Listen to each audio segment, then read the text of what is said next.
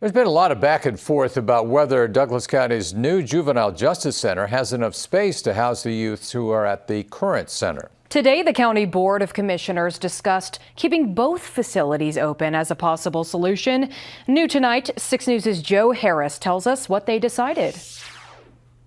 The Douglas County Board of Commissioners passed a resolution Tuesday directing its administrative staff and the County Youth Center to come up with a plan for how it would operate the current youth center and the new one at the same time. I agree with my colleagues that are saying they've heard from stakeholders and people around the system saying that if the other building was open, it would be good because that building would make it better to be able to see the kids in a faster rate. The new Youth and Family Support Center opened at 17th and Harney in June. It includes a 64-bed juvenile detention facility. That was originally meant to house the youth at the current center near 41st and Pacific. But capacity thresholds haven't been met, and the move hasn't happened. Population today of the youth center is 89. The average daily population over the last 12 months has been 79. Commissioner Chris Rogers' resolution would house the youth held on adult charges in the current youth center while holding those charged with juvenile crimes in the new facility. But Commissioner James Kavanaugh says it would cost the county an extra $2.5 million for 45 additional staff, something they wanted to avoid. Really,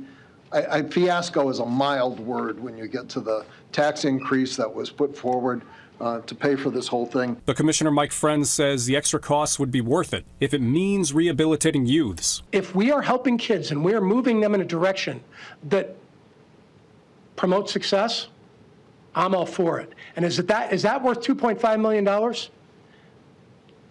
Frankly, my fellow commissioners, I think it is. Kavanaugh says there are alternative options, like using some of the remaining $50 million in ARPA funds to upgrade the current youth center while repurposing the new facility. This is a secure facility that could be utilized to house mentally ill corrections inmates. It's empty, and the director indicated to us that he's not going to have to add 45 additional staff in order to accommodate these people. So we certainly should have these discussions in the interests of the taxpayers of Douglas County, in the interests of the children. Kavanaugh was the only board member who voted against the resolution. It passed 5-1. On your side, Joe Harris, 6 News.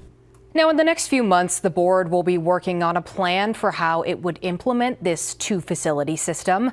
Kavanaugh says while that's happening, they'll be looking at possibly repurposing the new facility for those with mental health needs.